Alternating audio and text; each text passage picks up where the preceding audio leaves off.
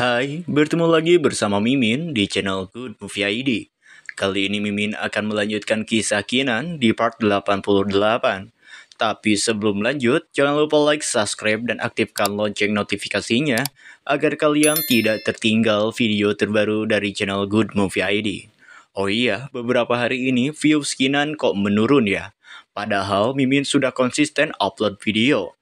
Mungkin jika kedepannya masih belum naik viewsnya, Mimin akan ganti pembahasan dulu supaya kalian tidak bosan. Dan apabila kalian pengen Mimin mentokin Kinan, Mimin minta bantuannya untuk share sebanyak-banyaknya di platform lain agar viewsnya lebih meningkat. Dan juga buat kalian yang mau bantu donasi ke Mimin, link traktir sudah Mimin sediakan di deskripsi. Oke lah, tanpa lama-lama lagi, ayo kita gaskan meluncur. Di sini, Jiang Bilan pun mengorbankan hidupnya demi melindungi Kinan. Terlihat serangan yang sangat kuat menghantam tubuh Jiang Bilan, sehingga Jiang Bilan pun memuntahkan banyak sekali darah. Kinan yang melihat Jiang Bilan melindunginya pun berteriak, "Jiang Bilan!" Jiang Bilan yang sudah tidak memiliki tenaga lagi dan terluka sangat parah pun saat ini hanya bisa menatap Kinan dengan sebelah matanya. Kinan sangat khawatir kepada Jiang Bilan. Dengan menahan Jiang Bilan, Kinan berkata, "Jiang Bilan, bertahanlah." Ia lalu mengeluarkan harta yang diberikan oleh Putri Miao Miao. Kinan bermaksud untuk menyelamatkan hidup Jiang Bilan menggunakan harta tersebut. "Akan kugunakan harta yang Miao Miao berikan padaku untuk menyelamatkanmu." Dengan tubuh yang mulai menggigil karena menahan rasa sakit, Jiang Bilan pun memegang tangan Kinan. "Kinan, tidak usah," ucapnya. Perlahan tubuh Jiang Bilan pun menjadi butiran cahaya dan mulai hilang secara perlahan. Di detik-detik sisa hidupnya, Jiang Bilan berkata, "Kinan, kekuatan hidup di tubuhku sudah habis. Walaupun kau mencoba mengobatiku, itu semua akan sia-sia. Jika aku mati untukmu, aku mati untuk tujuan yang baik, dan aku tidak menyesalinya. Aku senang karena aku bisa mengorbankan hidupku untukmu." Kinan pun sudah tidak tahu apa lagi yang harus ia lakukan. Kinan hanya berkata, "Jangan bodoh, kau jangan mati, aku pasti menyelamatkanmu." Di sini, Kinan pun sudah tidak bisa menahan air matanya lagi. Air matanya pun mengalir keluar. Kinan awalnya memang sangat membenci Jiang Bilan, namun karena Jiang Bilan sudah berubah dan sudah banyak membantunya, Kinan akhirnya menganggap Jiang Bilan lebih dari sebagai saudaranya. Di sisi Jiang Bilan sendiri yang mulai menghilang, dia tidak menyesali apapun. Dia sangat senang karena telah berkorban demi orang yang ia cintai. Jiang Bilan pun akhirnya lenyap dan berubah menjadi sebongkah kristal yang saat ini Kinan genggam. Air mata Kinan terus menetes jatuh ke kristal Jiang Bilan. Kinan mengangkat kepalanya ke langit. Dia sangat kesal dan sangat marah kepada South Heaven Gate. Kinan pun bersumpah dengan berkata, "South Heaven Gate, aku Kinan bersumpah pada langit bahwa aku akan menghancurkan kalian sampai tak tersisa dengan tanganku sendiri untuk menenangkan roh Jiang Bilan di surga." Kinan pun lalu masuk ke dalam lautan kesadarannya. Air matanya masih mengalir dan tak percaya jika Jiang Bilan telah mati. Kinan pun sangat kesal dan menyalahkan dirinya sendiri. "Kalau bukan karena aku lemah, Jiang Bilan tidak mungkin mati," gumamnya. Namun tiba-tiba Empress Fei Yu muncul di depan Kinan dan melihat kesedihan Kinan.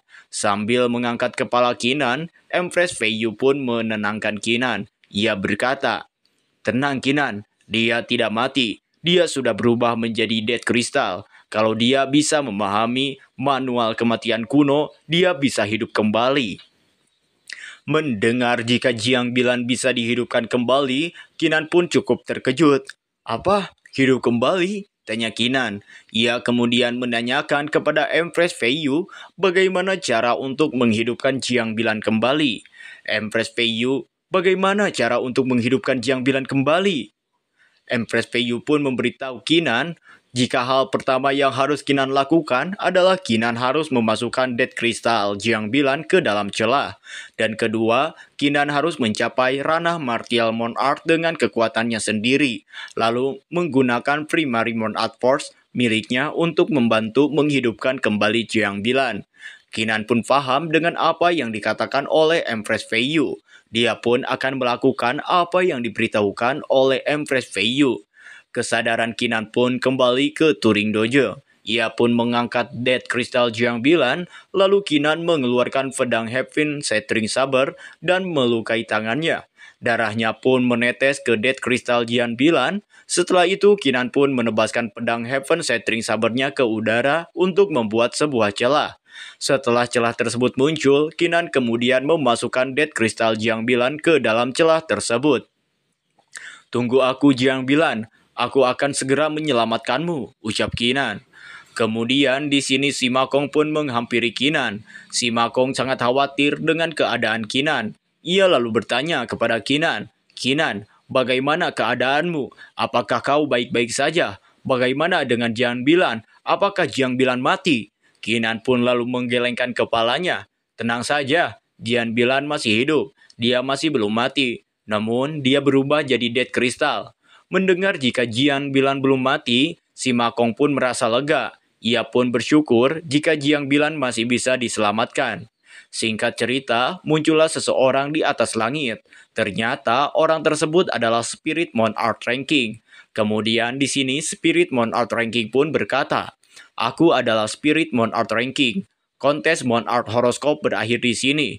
Yang belum memenangkan Monarch Horoscope harus menunggu yang berikutnya." Ternyata maksud kedatangannya ke Turing Dojo untuk menghentikan pertarungan dikarenakan kontes Monarch Horoscope telah berakhir, dan bagi yang belum mendapatkan Monarch Horoscope harus menunggu sampai Monarch Horoscope berikutnya diadakan. Shin Kim Fan sangat kesal mendengar pengumuman tersebut karena Monarch Horoscope berikutnya akan diadakan dalam waktu 80 tahun lagi. Spirit Monarch Horoscope pun lalu melihat ke arah Kinan dan berkata kepada Kinan, "Kinan, sebagai orang yang melampaui aturan kultivasi, aku akan memberimu 2 Monarch Horoscope. Kau bisa memilih siapapun yang ingin kau klaim Monarch Horoscope tersebut." Qianzong yang mendengar jika Kinan akan diberikan 2 Monarch Horoscope dan bebas memberikannya ke siapapun sangat kesal. Kenapa Kinan sudah gagal mendapatkan Monarch Horoscope? Kenapa dia masih diberikan 2 Monarch Horoscope untuk orang lain? Tanyanya kepada Spirit Monarch Ranking. Spirit Monarch Ranking pun mengatakan jika ini sudah menjadi aturan dan tidak boleh ada yang protes. Alasan sebenarnya Spirit Monarch Ranking memberikan 2 Monarch Horoscope karena kualifikasi Kinan ini adalah yang teratas di antara orang-orang yang mengikuti Monarch Horoscope. Spirit Monarch Ranking memberikan kebijaksanaan ini karena ingin membantu Kinan. Spirit Monarch Ranking pun mengeluarkan 2 Monarch Horoscope dan bertanya kepada Kinan, akan diberikan kepada siapa Monarch Horoscope tersebut? Di sini terlihat Kinan merasa bingung akan dia berikan kepada siapa Monarch Horoscope tersebut. Dikarenakan teman-temannya juga pasti sangat ingin mendapatkan Monarch Horoscope itu. Kinan merasa ragu. Melihat Kinan yang ragu dan bingung menentukan siapakah yang akan diberikan Monarch Horoscope, di sini Si Makong pun berkata, "Kinan, kau bisa pilih senior tangkisan dan Ao Chang Tian. Kali ini, berkat bantuan senior tangkisan, kita bisa menahan serangan orang-orang itu. Adapun Ao Chang Tian, kalau tidak ada Monarch Horoscope untuk menyelamatkan, dia akan segera mati." Ya, Si Makong memberi saran kepada Kinan untuk memberikan Monarch Horoscope tersebut kepada Tangkisan karena telah membantu Kinan menahan utusan dari South Heaven Gate, dan kepada Ao Chang Tian yang saat ini tengah kritis. Spirit Monarch Ranking pun kembali bertanya kepada Kinan, apakah Kinan sudah menentukan siapakah orang yang akan mendapatkan Monarch Horoscope tersebut? Kinan pun menjawab jika ia akan mengikuti saran dari Si Makong, ia akan memberikan Monarch Horoscope tersebut kepada Tangkisan dan Ao Chang Tian. Spirit Monarch Ranking pun kemudian memberikan Monarch Horoscope tersebut kepada Tangkisan dan Ao Changtian. Di sini, Tangkisan sangat berterima kasih kepada Kinan karena telah mempercayai dirinya untuk menjadi seorang Martial Monarch. Sedangkan Ao Changtian, dirinya langsung menelan Monarch Horoscope tersebut karena kondisinya sudah diambang kematian. Setelah menelan Monarch Horoscope itu, Ao Changtian pun mulai sadar. Luka yang sebelumnya disebabkan oleh Yang Qi juga telah sembuh total. Di sini, wanita yang bersama dengan Ao Changtian juga sangat senang karena Ao Changtian berhasil diselamatkan dan masih bisa hidup. Ia sangat khawatir jika Ao Changtian akan mati. Setelah masing-masing orang yang dipilih Kinan mendapatkan Monarch Horoscope, Spirit Monarch Ranking pun di sini berkata, apa yang terjadi selama kontes Monarch Horoscope, kecuali hasilnya, semua hal lain tidak boleh diungkapkan. Kalau tidak, kalian akan tersingkir. Sekarang kalian akan kembali ke benua tengah. Ya, Monarch Horoscope telah berakhir dan semua kejadian tidak boleh diungkap ke publik ataupun para tetua sekte masing-masing. Akhirnya, semua peserta pun dikirim kembali ke tempat pertama mereka akan mengikuti Monarch Horoscope. Orang-orang di tempat tersebut pun melihat semua peserta kembali, namun mereka juga melihat jika peserta yang kembali hanya sedikit.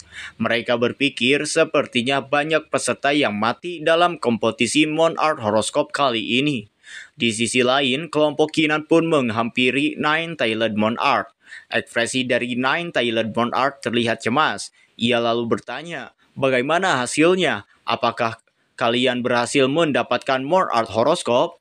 Ao Changtian pun memberi hormat kepada tetua agung Nine-Tailed Monarch dengan wajah yang seperti kurang puas. Di sini Ao Changtian berkata, berkat bantuan dari Kinan, dirinya berhasil menjadi seorang Martial Monarch. Kemudian di sini Yang Qi dengan ekspresi meledek Ao Changtian yang mengetahui jika Ao Changtian bisa menjadi Martial Monarch pun berkat Kinan ia berkata, ya siapa sangka masih ada jalan untuk menang. Kali ini hanya 3 orang yang mendapat kesempatan untuk mengklaim Monarch Horoscope. Kau dan Tangkisan harus bergantung pada Kinan. Hanya Sorceress Qian yang melakukannya sendiri. Ya, mungkin Yang Qi berkata seperti itu karena rencananya untuk membunuh Ao Changtian telah gagal.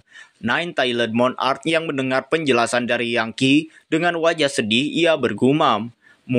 Bukannya itu berarti Kinan gagal menjadi Martial Monarch. Tampaknya Nine-Tailed Monarch sedikit kecewa karena seorang jenius seperti Kinan gagal mencapai ranah Martial Monarch. Terlepas dari Nine-Tailed Monarch, di sini Ao Changtian juga masih memiliki perhitungan dengan Yang Qi yang telah mencoba membunuhnya. Ao Changtian terlihat sangat kesal kepada Yang Qi. Ao Changtian pun berkata kepada Yang Qi, Yang Qi, kau jangan lupa bahwa masih ada sesuatu yang harus diselesaikan di antara kita. Nine-Tailed Monarch yang tidak mengetahui apa yang sebenarnya telah terjadi antara Yang Qi dan Ao Changtian pun meminta mereka untuk kembali dulu ke sekte Dragon Emperor untuk membicarakan hal tersebut. Singkat cerita, para peserta dan para tetua pun telah kembali ke sekte masing-masing. Di sini, di sekte Dragon Emperor, tepatnya di kediaman tetua Dragon Emperor, terlihat ketiga tetua agung memberikan hormat kepada God Beast atau penguasa sebenarnya dari klan Dragon Emperor. God Beast pun bertanya, mana Kinan? Apakah dia berhasil menjadi seorang Martial Monarch? Tetua Agung Dragon Emperor pun dengan menyatukan tangannya memberitahu God Beast jika Kinan telah gagal menjadi seorang Martial Monarch Realm dan saat ini dirinya telah kembali ke puncak manusia. Mendengar jika Kinan gagal mencapai ranah Martial Monarch, God Beast pun sangat kecewa. Padahal selama ini dirinya sangat berharap kepada Kinan. Ia pun berkata, karena sudah jadi seperti ini, dia sudah tidak ada manfaatnya untuk Ras Beast. Mulai hari ini dan seterusnya, klan Dragon Emperor akan mencabut perlindungan dan sumber daya yang diberikan kepada Kinan. Kalau dia bersedia memberitahu kita bagaimana dia berhasil melampaui aturan kultivasi, klan Dragon Emperor akan bersedia melindunginya sekali lagi. Ternyata God Beast di sini ingin membuang Kinan karena menurutnya Kinan sudah tidak ada gunanya bagi Rat Beast. Kecuali Kinan memberitahukan cara melampaui aturan kultivasi, maka God Beast akan tetap menganggap Kinan sebagai murid dari sekte Dragon Emperor. Tetua Agung Dragon Emperor pun terpaksa menuruti apa yang diperintahkan oleh God Beast, walaupun di dalam hatinya ia sangat tidak setuju dengan keputusan dari God Beast ini. Singkat cerita, ketiga Tetua Agung pun keluar dari ruangan God Beast. Tetua Agung Nine-Tailed Monarch terlihat sangat kesal dengan keputusan dari God Beast. Walaupun God Beast telah memberi perintah seperti itu, tapi Tetua Agung Nine-Tailed Monarch tidak peduli. Baginya, Kinan tetap akan menjadi murid dari sekte Dragon Emperor, apapun yang terjadi. Dan Tetua Agung Nine-Tailed Monarch sendiri akan selalu melindungi Kinan jika Kinan dalam bahaya. Ternyata bukan hanya Tetua Agung Nine-Tailed Monarch saja yang merasa jika keputusan God Beast salah. Tetua King Lin juga merasakan hal tersebut. Ia juga akan melindungi Kinan dan akan selalu menganggap Kinan sebagai murid dari sekte Dragon Emperor. Dikarenakan dia mengetahui Kinan ini sangat berbakat. Ternyata Tetua Agung Dragon Emperor pun memiliki pemikiran yang sama dengan kedua Tetua Agung lainnya. Ia berkata, mengesampingkan rencana God Beast, Kinan sudah berkontribusi banyak untuk klan Dragon Emperor. Menilai dari pernyataan Jiu Jiu dan Yang Qi, aku percaya Ao Changtian bisa mengambil Monarch Horoskop hanya karena Kinan. Melampaui aturan kultivasi adalah hal yang baik, tetapi itu juga berarti masa depannya akan sangat sulit. Lagi pula keberuntungan dan ketidakberuntungan bergantung satu sama lain, ucapnya. Cerita pun berpindah ke puncak manusia, di mana terlihat Kinan sedang duduk di atas batu sambil menatap senja di sore hari. Tampak Kinan masih merenungi kegagalannya, apalagi Jian Bilan telah berkorban untuk melindunginya. Di saat Kinan tengah melamun, tiba-tiba di sini Putri Mumu datang dan memanggil Kinan. Kinan, apakah aku mengganggumu? Tidak Mumu, ada apa? Apa kau mencariku? Tanya Kinan kepada Mumu yang tiba-tiba mendatanginya. Dengan wajah tersipu malu, Mumu pun mengatakan maksud kedatangannya menemui Kinan ialah untuk meminta maaf. Kinan, sebelumnya aku minta maaf. Aku baru sadar setelah aku mencari fakta yang sebenarnya. Ternyata kau memang benar. Jika ayahku bukan mati dibunuh oleh dirimu, aku sungguh minta maaf karena selama ini aku tidak percaya denganmu, bahkan dengan Putri Miao Miao yang selama ini telah melindungiku. Maafkan aku, Kinan. Dengan tersenyum manis, Kinan pun berkata jika dirinya tidak mempersalahkan hal tersebut. Kinan senang jika akhirnya Mumu mengetahui kebenaran yang terjadi. Mumu juga di sini mencoba menghibur Kinan karena dia tahu Kinan pasti sangat terpukul akibat kehilangan Jian Bilan dan tidak berhasil mencapai ranah Martial Monarch. Mumu berkata, kita masih muda, itu hanya 80 tahun. Sebentar lagi akan berakhir. Bahkan kalau kau gagal kali ini, itu tidak berarti apa-apa. Lain kali kau pasti akan berhasil. Kinan pun mencoba tertawa di hadapan Mumu. Kinan khawatir jika Mumu ini mengkhawatirkan jika dirinya akan frustasi karena kegagalannya. Kinan mengatakan, tidak usah khawatir Mumu, aku takkan pantang menyerah begitu saja, dan aku takkan mudah untuk dikalahkan. Setelah berkata seperti itu kepada Mumu, dengan rasa percaya diri, Kinan pun kemudian menatap langit dan bergumam, selama South Heaven Gate belum hancur, bagaimana aku bisa menyerah? Aku takkan menyerah sampai aku berhasil menghancurkan South Heaven Gate hingga tak tersisa, gumam Kinan. Sedangkan di South Heaven Gate sendiri, seseorang yang adalah South Heaven Gate itu sendiri merasa bingung. Karena di saat Kinan akan menjadi Martial Monarch, walaupun gagal, Kinan telah memicu Purple Glow. Bahkan menurutnya, aliansi anti-Heaven saja hanya bisa memicu Red Glow. Siapa sebenarnya yang bisa memicu Purple Glow? Apa ada Empress lain? Ucapnya dengan rasa penuh tanda tanya. Lalu seseorang yang membungkuk di hadapannya pun menanggapi ucapan dari South Heaven Gate. Ia sambil memberi hormat berkata, kita hanya mengendalikan sepertiga benua Changlan. Itu mustahil untuk menemukan siapa orangnya di lautan manusia. Sepertinya kita hanya bisa menjalankan rencana kita terlebih dahulu. Benua Tengah sedang mengadakan Monarch Ascending Ceremony, jadi biarkan orang-orang dari 3 faksi besar mengunjungi Benua Tengah dan menemukan orang yang memicu Purple Glow. Dan kita akan membunuhnya setelah kita menemukan orang tersebut. Ternyata rencana dari South Heaven Gate untuk menemukan orang yang memicu Purple Glow dengan mengirim ke 3 faksi besar ke dalam acara Monarch Ascending Ceremony. South Heaven Gate merasa jika orang yang memicu Purple Glow pasti akan datang ke acara tersebut.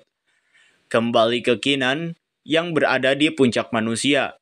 Terlihat Keenan sedang terlentang di lantai. Ternyata Keenan tengah kebingungan. Ia masih berpikir bagaimana cara untuk dirinya mencapai ranah Martial Monarch dengan kekuatannya sendiri. Keenan pun bergumam, sekarang aku hanya punya setara dengan 3 Monarch horoskop di tubuhku, tapi aku punya 9 Martial Tree. Itu tidak cukup.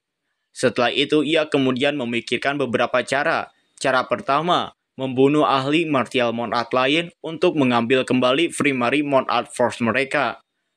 Namun setelah dipikir-pikir kembali, cara pertama ini terlalu tidak manusiawi dan Keenan tidak mau jika dirinya menjadi seorang penjahat seperti itu.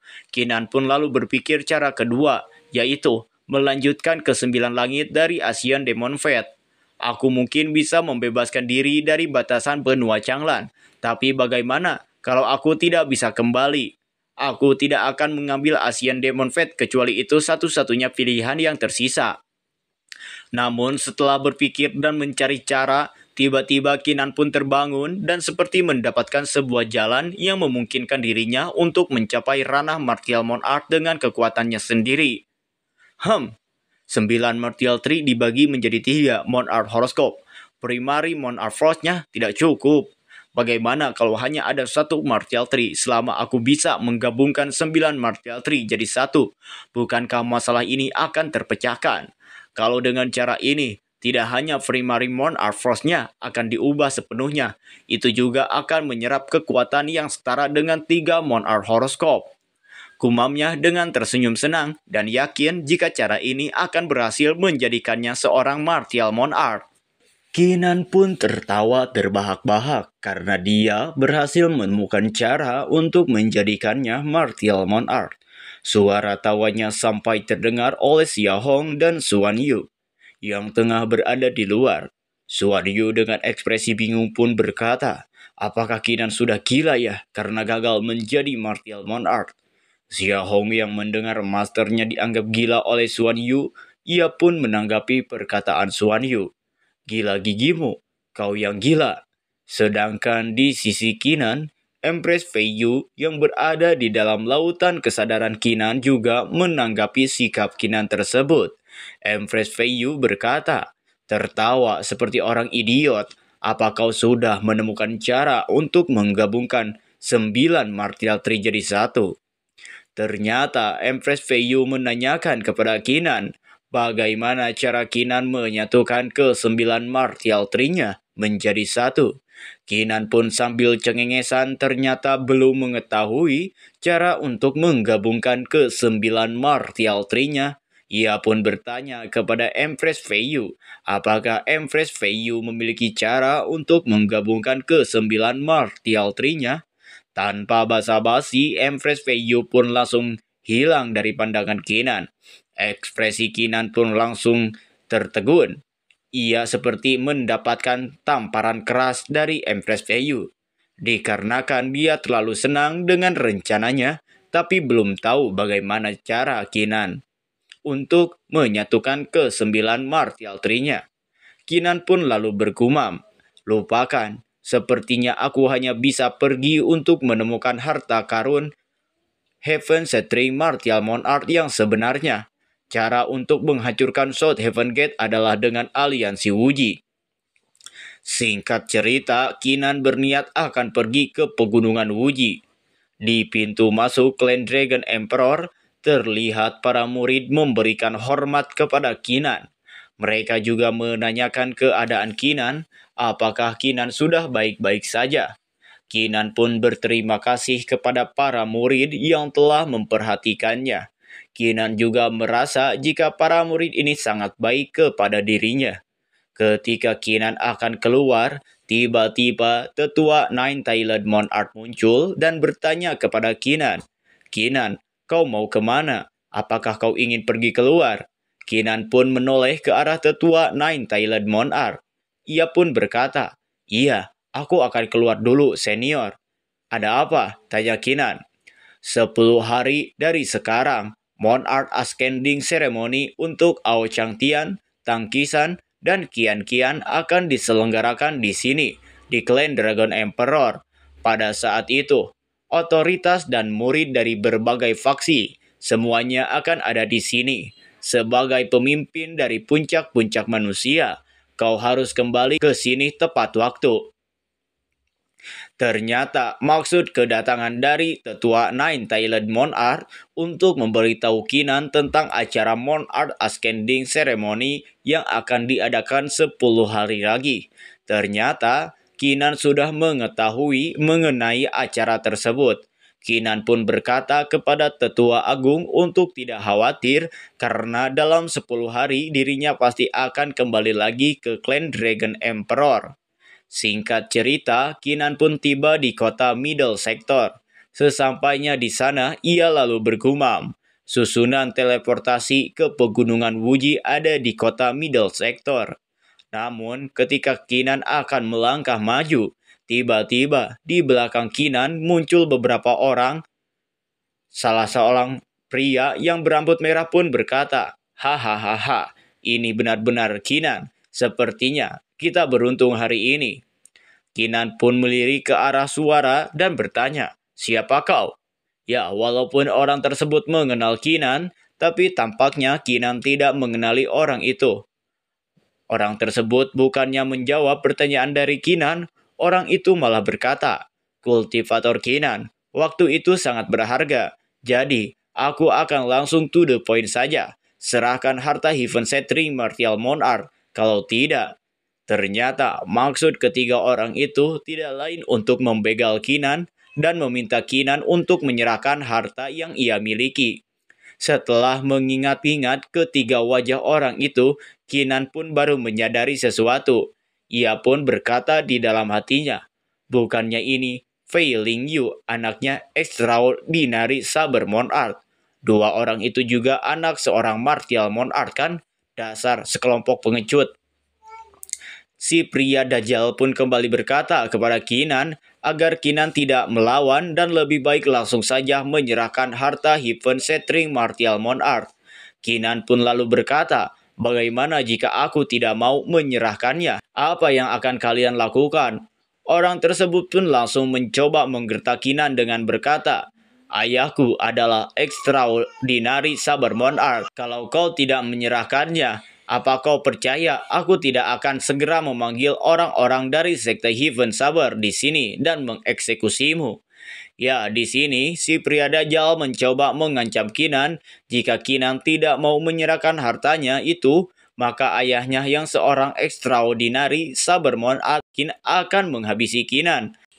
Namun Kinan bukannya takut, ia pun tanpa basa-basi langsung menampar pria itu hingga terpental jatuh. Kedua temannya pun langsung memanggil pria itu yang diketahui bernama Ling Yu. "Ling Yu, apa kau baik-baik saja?" Dengan wajah lebam, Ling Yu pun sangat tidak menyangka jika Kinan akan berani memukulnya seperti itu. Ia lalu berkata, "Beraninya kau menamparku? Ayahku bahkan tidak pernah memukulku." Kinan kemudian menantang Ling Yu untuk segera memanggil ayahnya untuk datang ke sini. "Masih belum terlambat kok untuk memanggil ayahmu ke sini. Cepat panggil." Ling Yu yang mendengar jika Kinan ini malah semakin menantangnya dan bahkan berani memprovokasinya, ia kemudian berteriak, Kau akan mati hari ini. Tidak ada yang akan bisa menyelamatkanmu." Tiba-tiba, sekelompok orang pun tiba di tempat tersebut. Seorang tetua botak pun yang melihat kondisi Ling Yu yang terluka, kemudian bertanya, "Ling Yu, ada apa? Apa yang terjadi padamu?" Ling Yu yang merasa memiliki backing, ia pun semakin berani. Ia menunjuk Kinan dan berkata kepada tetua itu, "Tetua, Kinan berani menamparku di wajahku. Cepatlah dan balaskan dendamku. hancurkan kultivasinya, dan potong-potong anggota badannya untukku." Tetua itu pun yang melihat Kinan bukannya menyerang, ia malah tertunduk lemas dan berkata, "Maaf, jika itu adalah kultivator Kinan, kami tidak bisa berbuat apa-apa." Ternyata Qianzong juga ada di sini. Qianzong pun dengan nada marah berkata kepada Ling Yu, "Mungkin ini semua salahmu. Tidak mungkin kultivator Kinan mendahului untuk menyerangmu. Jadi, kau jangan macam-macam, Ling Yu." Ya, yang mendengar jika Qianzong bahkan membela Kinan, Ling Yu pun sangat kesal kepada Qianzong. Mengapa Qianzong ini malah membela Kinan? Padahal mereka ini satu sekte. "Kau," ucap Ling Yu kepada Qianzong. Qianzong yang saat ini telah kena mental dan mengetahui kekuatan Kinan yang sebenarnya pun sudah tidak berani macam-macam lagi kepada Kinan. Ia pun lalu memberikan hormat kepada Kinan dan berkata, "Kultivator Kinan, aku minta maaf. Ini jelas kesalahan kami karena tidak mengajarkan murid kami etika yang benar. Kuharap kau akan memaafkannya." Tapi Kinan pun tidak terlalu mempersalahkannya. Ia pun langsung membalikan tubuhnya dan mengatakan jika ia sedang buru-buru karena ada hal yang harus dia lakukan. Ling Yu sendiri, dia masih sangat kesal karena Kinan berhasil lolos, bahkan tetua dari sekte Heaven Saber tidak berani melawan Kinan. Singkat cerita, Kinan telah tiba di pegunungan Wuji. Terlihat pegunungan itu sangat menakutkan, banyak petir yang menjambar di pegunungan itu. Ini pegunungan Wuji, salah satu dari gunung terlarang. "Aura di sini sangat kuat," ucap Kinan. Namun tiba-tiba sebuah serangan pun mengarah kepada Kinan. "Siapa yang berani memasuki pegunungan Wuji tanpa seizinku?"